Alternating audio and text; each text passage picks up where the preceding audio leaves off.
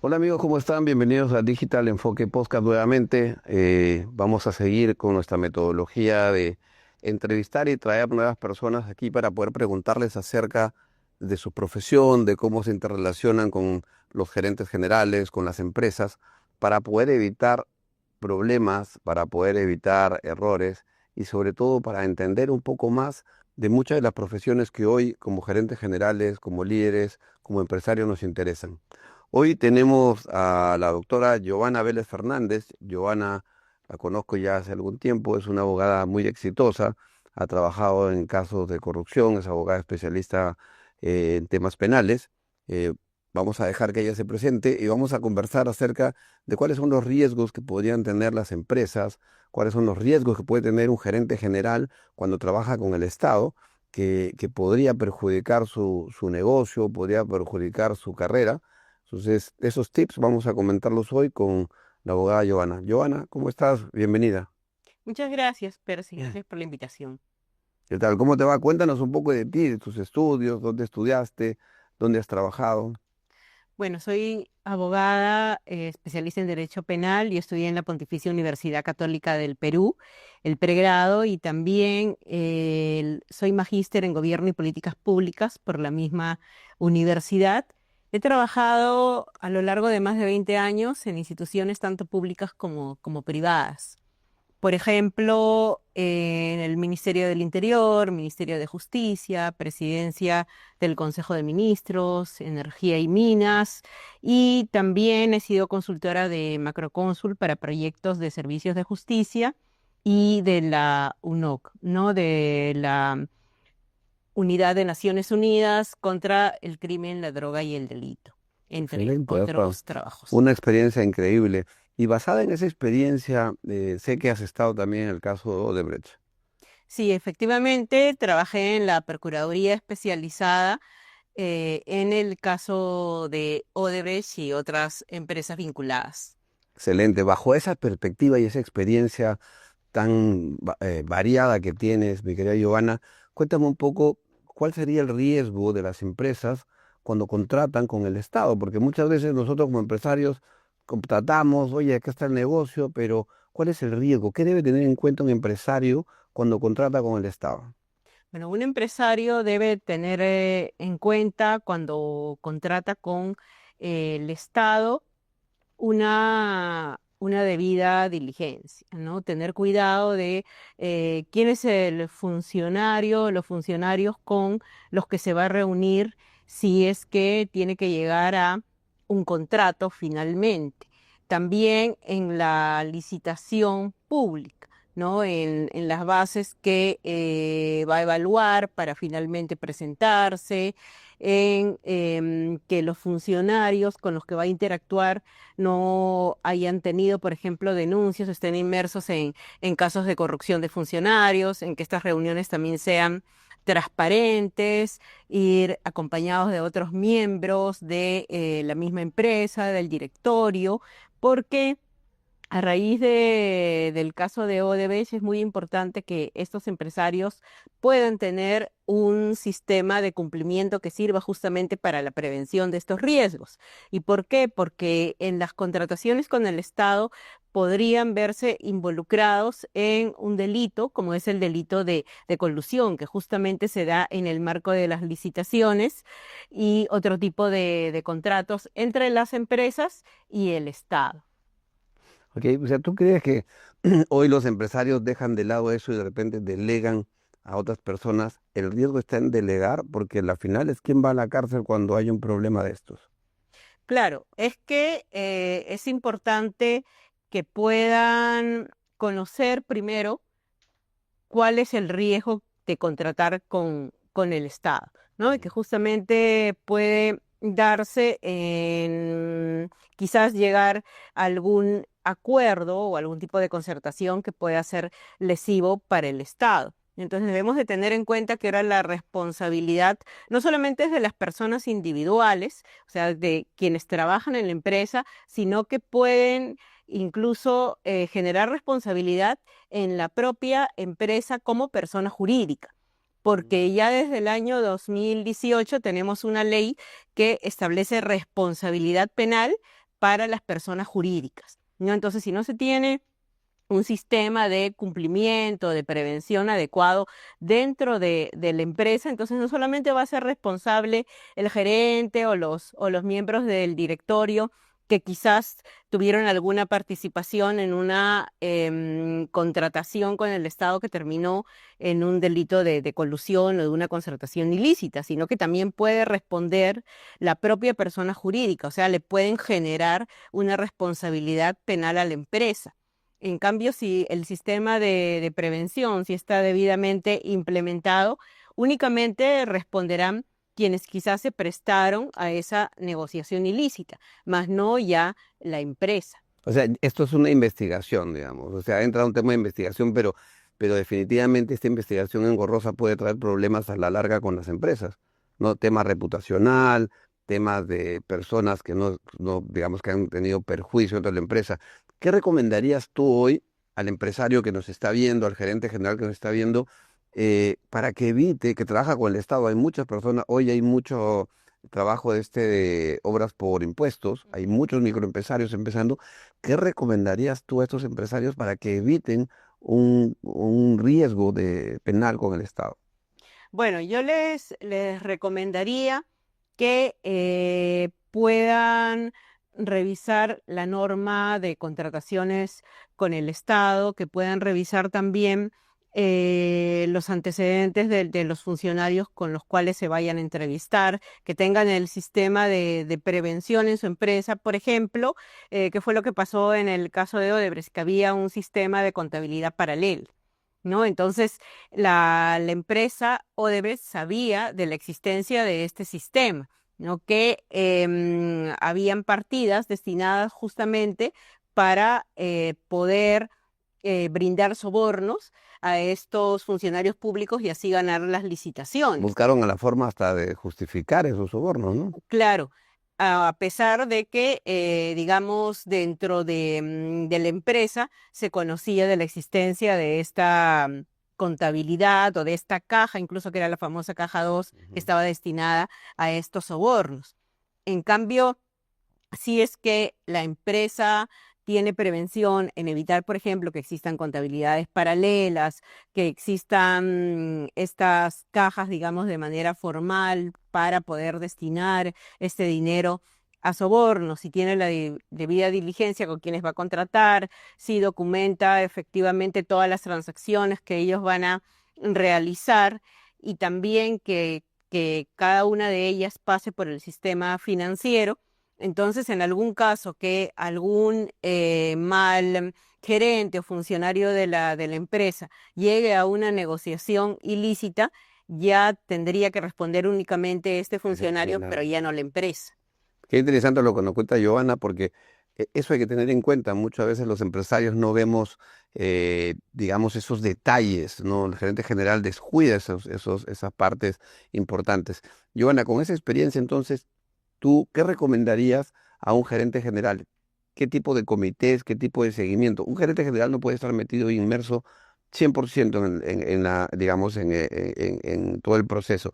Pero, ¿qué parte clave crees tú es importante que el gerente general tiene que ver? Justo comentaba lo del contador. ¿Qué tendría que pedir esta persona, ese empresario, a su equipo para estar seguro de que no va a tener una contingencia? Claro, este empresario tendría que tener, en primer lugar, una oficina o un área que esté dedicada a poder establecer estos sistemas de cumplimiento, ¿no? También lo que se denomina el oficial de cumplimiento. Ahora yo, perdona que te corte. Eso es una empresa grande, una microempresa, una persona que está ahorita, por ejemplo, haciendo obras por impuestos o que trabaja para una empresa que está haciendo obras por impuestos. ¿Cómo hace para cuidarse y para protegerse? Claro, esta empresa también igual tendría que cumplir con la debida diligencia, o sea, darse cuenta de quiénes son las otras personas con las que está trabajando, ¿no? Por ejemplo, hay algunas empresas que a veces ingresan en consorcio para poder presentarse a una licitación.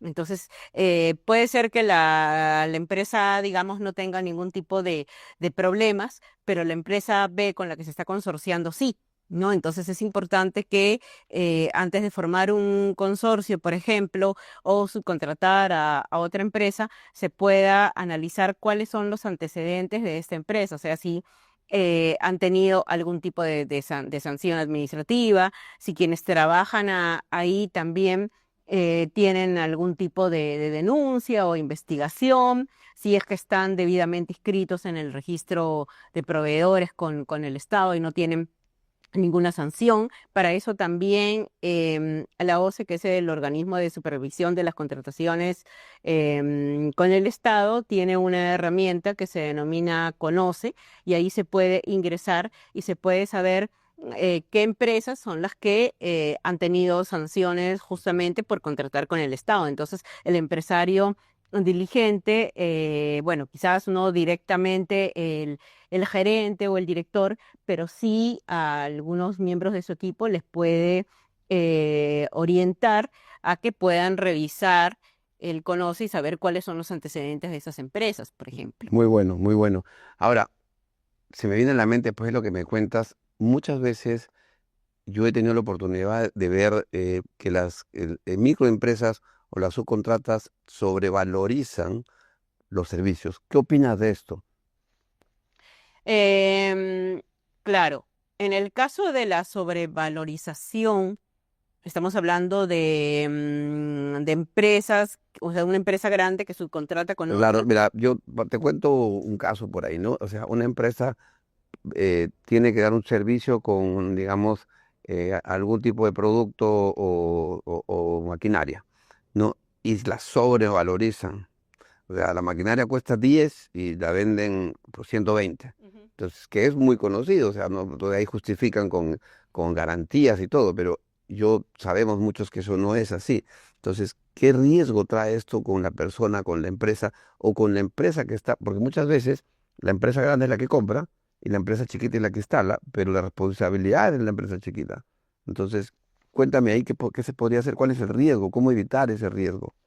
Claro, es que hay este riesgo de valorización, digamos, si es que se llega a dar la contratación con el Estado, podría tener como consecuencia una denuncia por un delito de colusión, justamente, Mm, ¿no? Porque si hay esta sobrevalorización y la empresa contrata con el Estado, y se llega a advertir, quizás no al momento de presentarse a la licitación o quizás hasta después ya de la ejecución del contrato, pero se llega a advertir, entonces se entendería que el contrato ha sido con la intención de defraudar al Estado, porque el Estado ha pagado de más por algo que en realidad costaba menos, ¿no? Entonces, si eso se determina ya durante una investigación, ahí podrían ser sancionados penalmente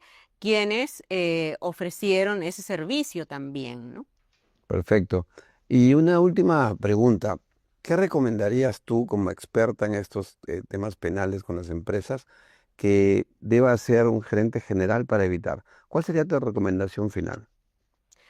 Para evitar una denuncia. Un denuncia, un riesgo penal, no un riesgo de la empresa, poner en riesgo tu empresa, porque yo he tenido conocimiento de muchas empresas que una sola licitación ha tumbado una empresa por un riesgo de repente muy insignificante. Entonces, ¿qué crees que debería tener ese empresario, buscar ese empresario? ¿Cuál sería tu recomendación? Claro, el empresario, bueno, los empresarios deben de tener mucho cuidado porque no únicamente podrían verse denunciados por un delito contra la administración pública como es una colusión, sino incluso hasta lavado de activos, ¿no? Sí. Entonces, ya podrían ser considerados incluso hasta como miembros de una organización criminal, ¿no? Y eso afecta gravemente a la reputación de la empresa, ¿no? Por eso es que el error en no prevenir adecuadamente podría hasta llevar a la quiebra a la propia empresa, ¿no? Al margen de las denuncias y las investigaciones penales. Entonces, lo primero que tendrían que hacer es implementar un sistema de prevención de riesgos penales y de lavado de activos, ¿no? Con lo cual tienen que adoptar las medidas para cuidar la debida diligencia, o sea, investigar, tratar de averiguar con quiénes, o sea, quiénes son las personas con las que van a contratar, no solamente el Estado, sino también los privados con los que pueden subcontratar, incluso con los que pueden llegar a consorciarse. Claro. Luego también tienen que documentar todas las transacciones que realicen. Tienen que bancarizar, porque a veces acá en el Perú también tenemos la informalidad, ¿no? Hay muchos empresarios que son informales, entonces, bueno, prefieren hacer transacciones en efectivo y no las bancarizan, y si no lo hacen, entonces no hay cómo seguir una ruta de el dinero. Y eso puede llevar a sospecha al fiscal de una operación sospechosa que podría generar una denuncia por lavado de activos, ¿no? Entonces ahí el empresario debe de ser diligente, tener al día su contabilidad, poder bancarizar todas las operaciones que realiza, si es necesario ir a la notaría para hacer algunas transacciones, es mejor que lo hagan. Y también tener en cuenta con quiénes va a realizar determinadas transacciones, ¿no? Excelente, gracias por la recomendación. Es la doctora Giovanna.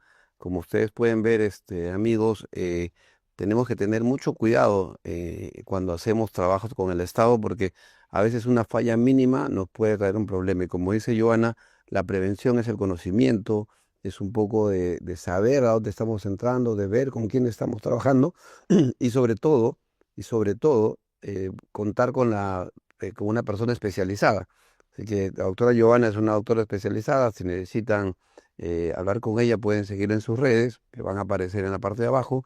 Y nada, algo más, Giovanna, para poder despedirnos de nuestro público.